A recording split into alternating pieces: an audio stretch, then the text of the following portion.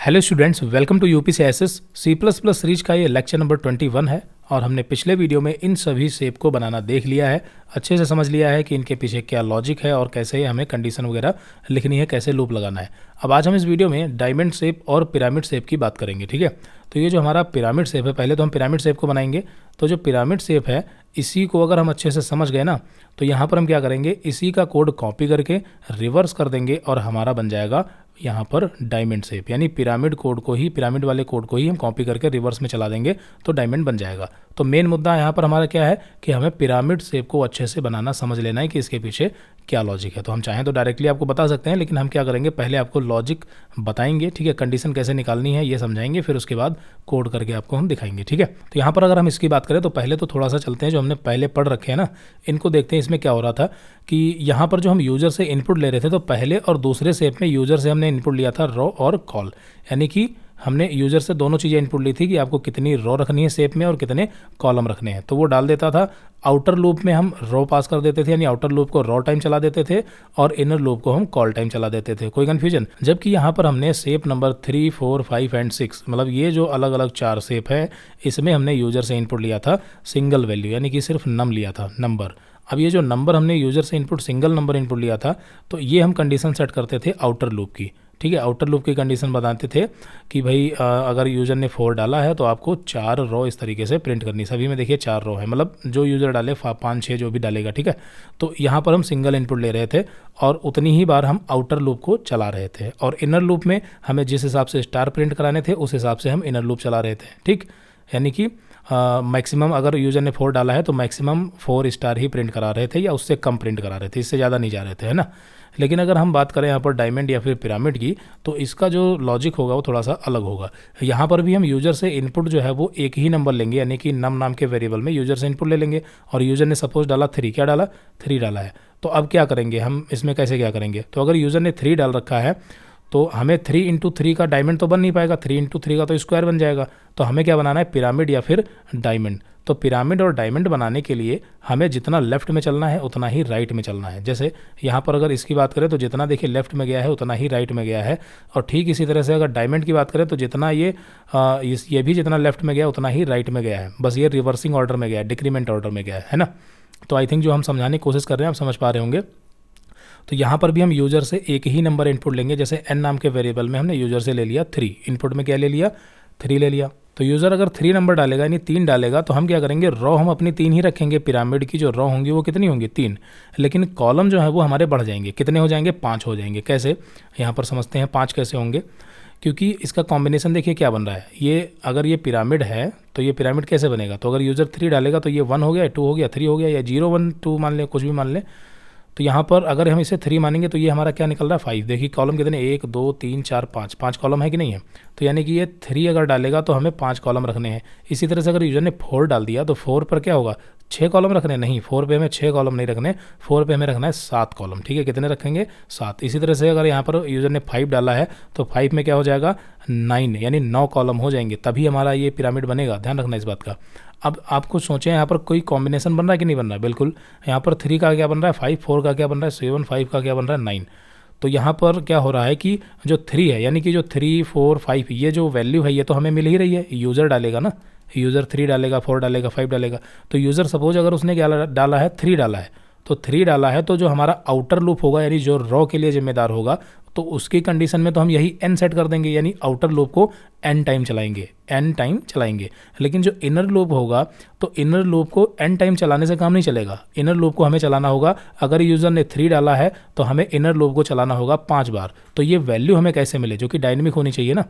तो यहाँ पर हम क्या करेंगे, n × 2 - 1 कर देंगे। अब n में क्या है देखिए, 3 मल्टीप्लाई बाई 2 कितना हो गया, 3 × 2 कितना हो गया, 6, कितना हुआ, 6 -1 क्या हो गया, 5।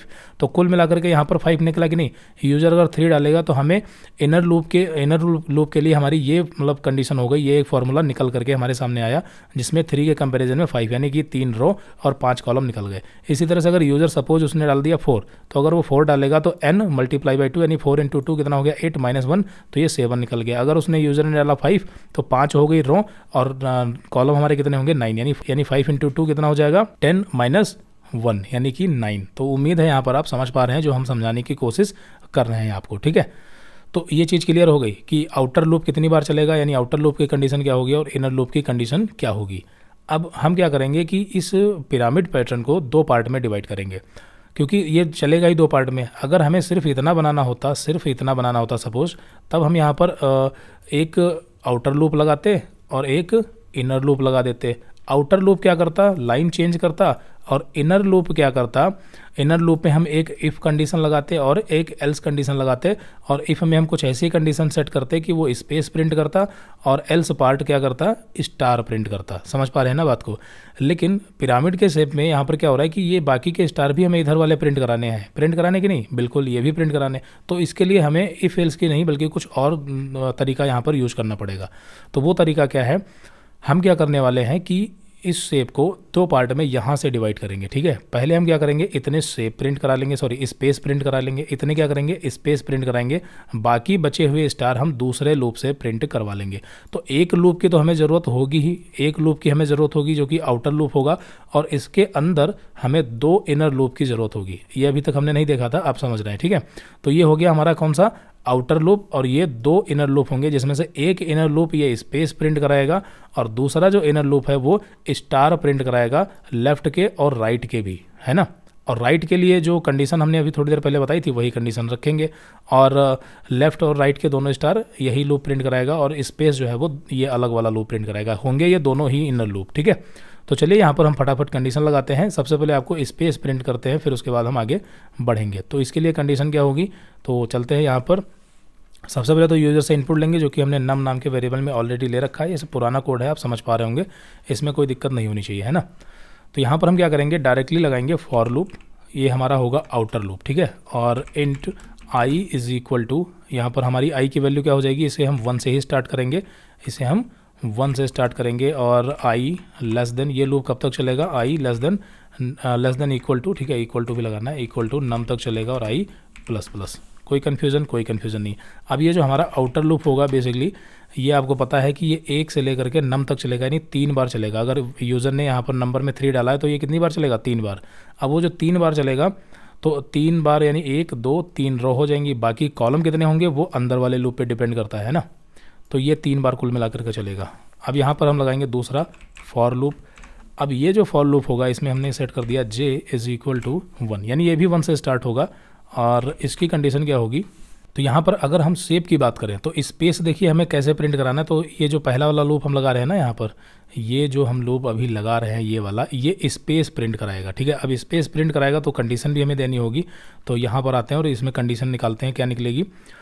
तो देखिए जब ये लूप चलेगा तो इनर लूप को यानी स्पेस वाले लूप को कितनी बार चलाने की ज़रूरत है। यूज़र ने अगर सपोज डाला है 3, यूज़र ने क्या डाला है 3, तो क्या हमें इनर लूप को 3 बार चलाना है, नहीं, यानी जो स्पेस प्रिंट करेगा उसकी बात कर रहे हैं। तो स्पेस प्रिंट करवाने वाले लूप को हमें नंबर से 1 टाइम कम चलाना है, यानी कि यूज़र ने अगर नंबर में डाला है क्या 3, तो हम क्या करेंगे n-1 कर देंगे, यही कंडीशन लगाएंगे। यानी j को हम 1 से स्टार्ट करेंगे। ध्यान देना यहाँ पर j को कहाँ से स्टार्ट किया, 1 से, और हमारी कंडीशन क्या होगी, j लेस देन n-1। अब इससे होगा क्या, j में क्या होगा, पहली बार में 1, तो यहाँ पर क्या है 1, लेस देन n-1, तो n में क्या है 3, तो 3-1 क्या हो जाएगा, 3-1 यहाँ पर हमारा निकल करके आएगा, देखिए 2। ठीक है, यहाँ पर क्या आया 2, तो 1 लेस देन 2, तो ये 1 जो है वो लेस देन 2 है, सही है।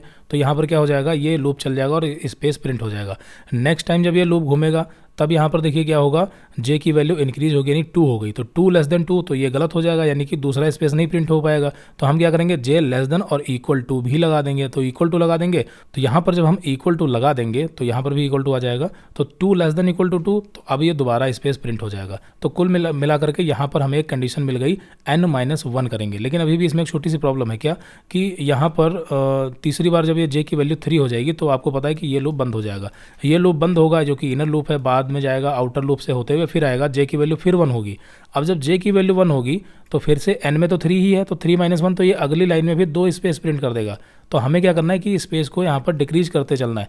तो अब डिक्रीज, ये 1 अगर हमने कांस्टेंट वैल्यू दे दी तो डिक्रीज तो यहाँ से होगा नहीं, तो हम कुछ ऐसा सोचेंगे जिसमें पहली बार कोई ऐसा डायनेमिक वेरिएबल हो जिसमें पहली बार में वैल्यू क्या हो, यहाँ पर 1, फिर क्या हो 2, फिर क्या हो 3, तो हमें मिलेगा देखिए आई को हमने कहाँ से स्टार्ट किया, यहाँ पर वापस आते हैं कोड ब्लॉक में। तो आई को हमने स्टार्ट किया देखिए 1 से, तो पहली बार में आई में क्या होगा 1, फिर क्या होगा 2, फिर क्या होगा 3। तो बस इसी को हम यहाँ पर n माइनस आई कर देंगे, ठीक है। तो हमारी कंडीशन क्या होगी, j less than equal to, और यहाँ पर हमारा क्या हो जाएगा नम n यानी कि नम माइनस आई, ये हो गई हमारी कंडीशन। और यहाँ पर हम कर देंगे j प्लस प्लस, ठीक है। इससे क्या होगा, स्पेस जो है वो हमारे प्रॉपर आराम से प्रिंट हो पाएंगे। ध्यान से समझ लीजिए इस बात को, है ना। तो यहाँ पर i में क्या है 1 है, तो ये यहाँ पर 1 है। नम में क्या है 3 है, तो 3 माइनस 1 यानी हो गया 2। जे में क्या है 1 है, और लेस देन इक्वल टू यानी 1 लेस देन इक्वल टू, आपको पता है कि इस कंडीशन के हिसाब से लूप ये 2 बार चलेगा और 2 स्पेस प्रिंट करेगा। नेक्स्ट टाइम में क्या होगा, जब ये लूप आउटर लूप में आएगा तो यहाँ पर आई क्या हो चुका होगा 2, तो 3 माइनस 2 यहाँ पर क्या होगा 1। तो अगर 1 लेस देन इक्वल टू 1 तो ये अगली बार एक बार चलेगा और नेक्स्ट टाइम 0 यानी चलेगा ही नहीं। तो बस इतनी तो करना है हमें, 2 और 1 3 ही स्पेस प्रिंट कराने, एक लाइन में 2 स्पेस और अगली लाइन में 1 स्पेस, यही तो है। यहाँ पर देखिए, यहाँ पर 2 स्पेस हो रही है कि ये 1 स्पेस हो गया, बन गई कंडीशन। तो इस तरीके से हम जो है सोचते हैं, कंडीशन बनाते हैं। अब यहाँ पर हमें क्या प्रिंट कराना, कुछ नहीं, स्पेस, तो सी आउट, और यहाँ पर हमने डबल कोट के अंदर स्पेस प्रिंट करा दिया। कोई कन्फ्यूज़न नहीं। यहाँ पर ऐसा करते हैं, सिर्फ इतने ही प्रोग्राम को रन करके देखते हैं। तो यहाँ पर हम स्पेस प्रिंट कराएंगे तो हमें यहाँ पर आउटपुट में कुछ पता ही नहीं चलेगा। पहली बात तो एरर आ रही है। यहाँ पर देखिए जे जो है डायरेक्टली हमने इस तरह से इनिशियलाइज कर दिया है, यहाँ पर डिक्लेयर नहीं किया, तो ये इंट कीवर्ड लगेगा, है ना। अब यहाँ पर रन करते हैं तो यहाँ पर देखिए नंबर हमने डाला जैसे 3, तो 3 डालेंगे, एंटर करेंगे तो कुछ आउटपुट नहीं आ रहा है क्योंकि स्पेस तो दिखाई नहीं देने वाली चीज़ है ना। तो यहाँ पर हम स्पेस की जगह अगर आई प्रिंट करा देते हैं या 1 प्रिंट करा देते हैं तो देखिए कितने 1 प्रिंट होंगे। रन किया तो यहाँ पर आप देखेंगे जो 1 है वो 3 टाइम प्रिंट हो रहा है। बस हमें 3 ही स्पेस तो प्रिंट कराने हैं। अब ये चूंकि तीनों एक ही लाइन में प्रिंट हो रहे हैं, इसके पीछे रीजन आपको पता चल गया होगा। अगर नहीं पता चला है तो फिर गड़बड़ है, ठीक है, क्योंकि इसमें हमने इस इनर वाले लूप के बाद में लाइन तो चेंज ही नहीं की ना, तो यहाँ पर हमने लाइन बदल दी, ये लाइन चेंज हो गई, ठीक। कोई कन्फ्यूजन नहीं। अब रन करेंगे तो देखिए वही सेव बनेगा। यहाँ पर रन किया, डाला 3, तो यहाँ पर देखिए स्पेस बाकायदा प्रिंट हो रहा है, यानी पहले 2 स्पेस फिर 1 स्पेस। अब बाकी बची हुई जगह में हमें क्या प्रिंट कराना है, स्टार। तो स्टार प्रिंट कराने के लिए हम दूसरा लूप यहाँ पर लगाएंगे, इनर लूप ये भी कहलाएगा। तो यहाँ पर ये हमारा हो गया।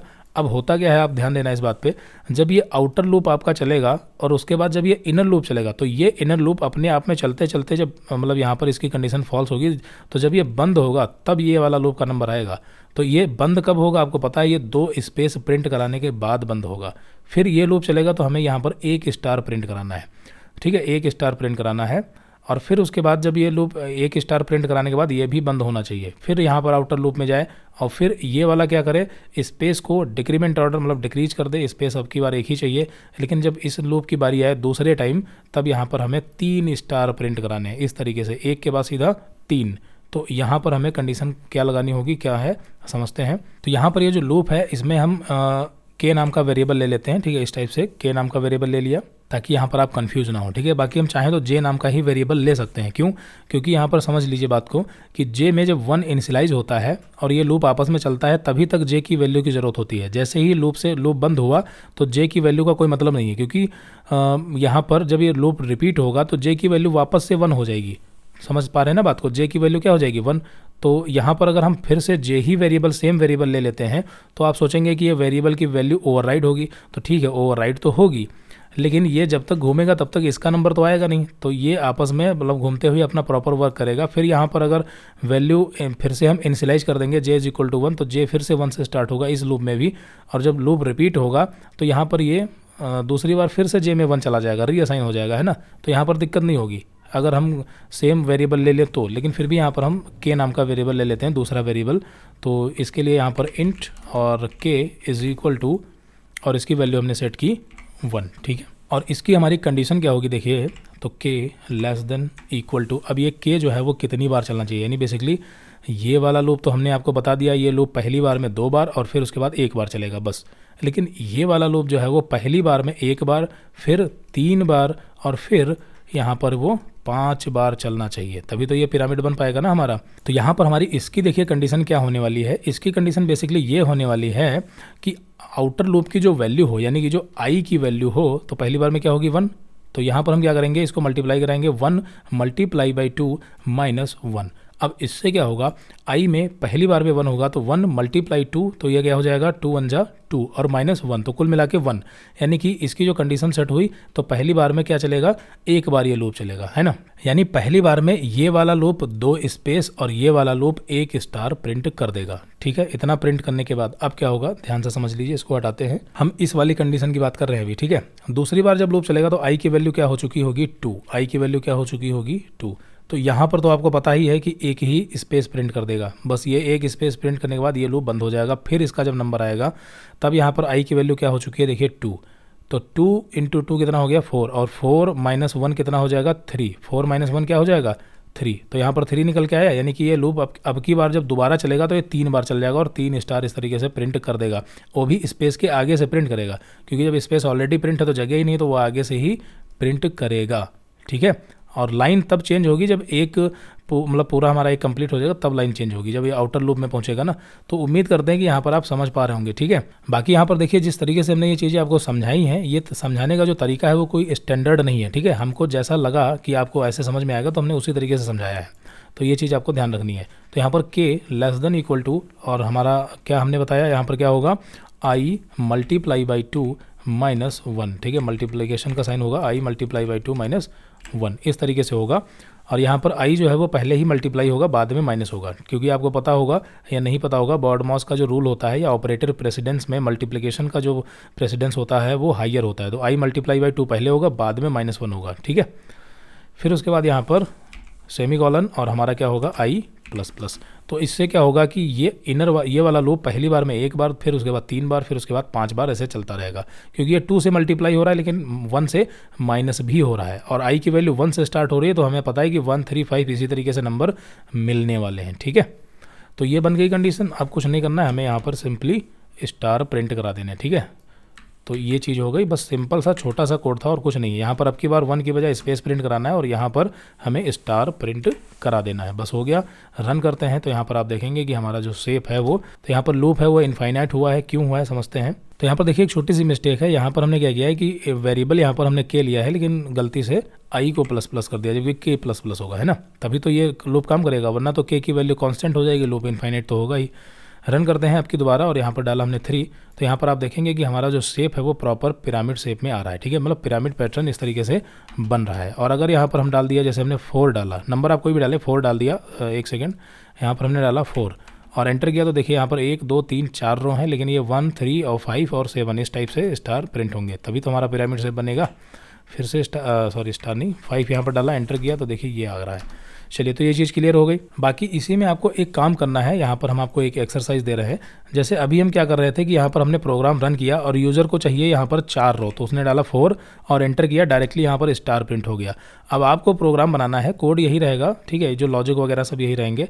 बस आपको क्या करना है कि यूज़र से 2 चीज़ें इनपुट लेनी है, एक कि कितनी रो प्रिंट करानी है, 4 या 5, ठीक है, उसे इंटीजर टाइप के वेरिएबल में लेना है जो हमने ऑलरेडी ले रखा है।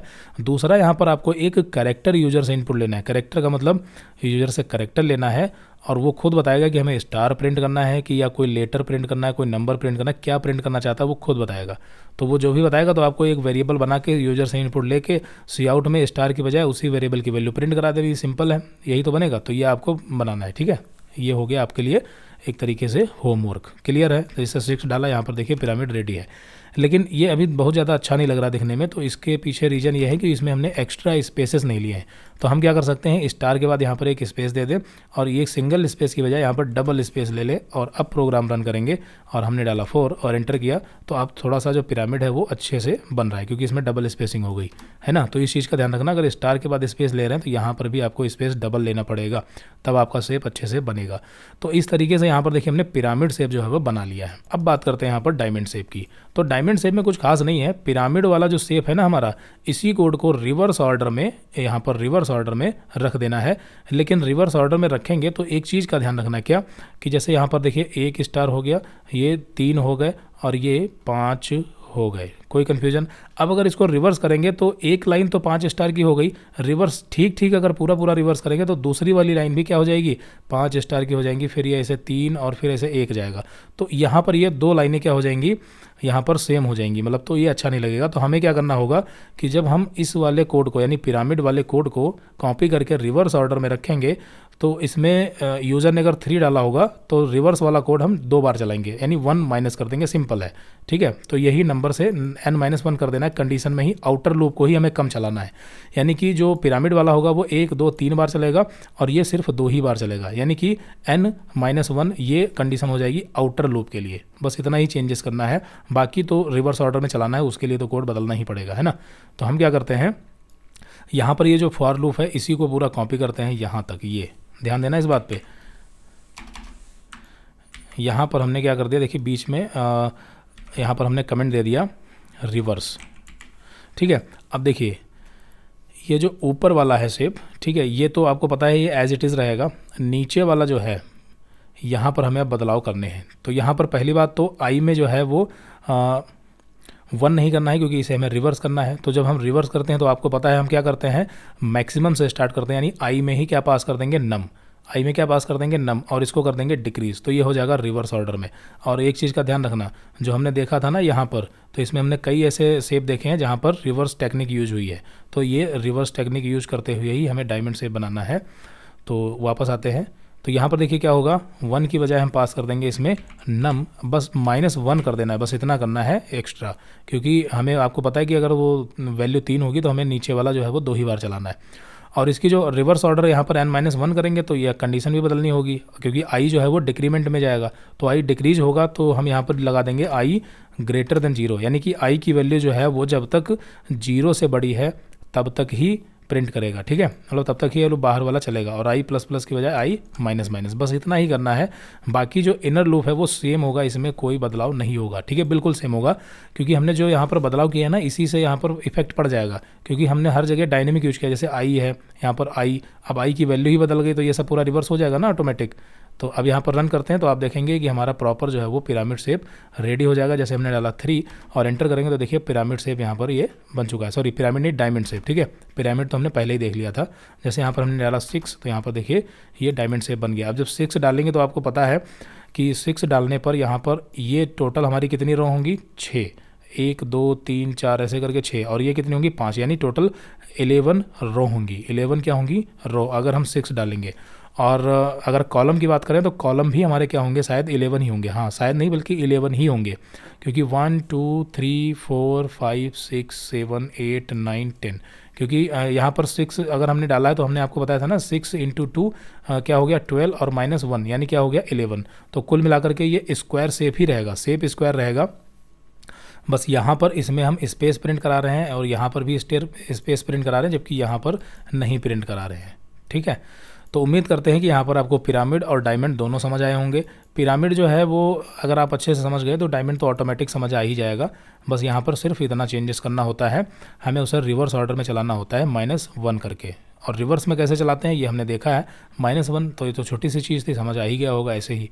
तो हमने अभी तक जितने शेप हमने आपको बताए हैं, अगर इन सभी को आप अच्छे से समझ चुके होंगे, ठीक है, अच्छे से अगर प्रैक्टिस की है, प्रैक्टिस करने का काम मतलब जो है 1-2 दिन का नहीं होता, कम से कम इन सभी शेप को लेकर के आपको कम से कम नहीं तो 4 से 5 दिन तक प्रैक्टिस अच्छे से करनी है। ठीक है, 4 से 5 दिन तक, भले ही आप 3 से 4 घंटे पर डे स्टडी करते हो C++ की, लेकिन फिर भी आपको 4 से 5 दिन का समय देना है, क्योंकि ये नहीं है कि इकट्ठा किसी दिन 10 घंटे का समय निकाला और 10 घंटे बैठे प्रोग्रामिंग कर रहे हैं तो सब मतलब पूरा दिमाग ख़राब हो जाएगा, आप कुछ नहीं कर पाएंगे। आपको 2 से 3 घंटे या जिस हिसाब से आप अपना समय निकाल पा रहे हैं उस हिसाब से पर डे इस पर प्रैक्टिस करनी है। हाँ, कॉन्सेप्ट पढ़ना अलग चीज़ है, रिवीजन करने की अलग बात है, लेकिन जो चीज़ आपके लिए बिल्कुल न्यू है तो उसे समझने के लिए अगर जो टाइम चाहिए तो आपको लगातार 8 घंटे 10 घंटे पढ़ाई इस तरीके से नहीं करनी है।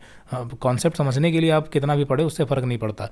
वैसे भी अगर आप एक ही सब्जेक्ट को 7-8 घंटे 10 घंटे पढ़ेंगे तो फिर दिमाग तो ख़राब होगा ही ना।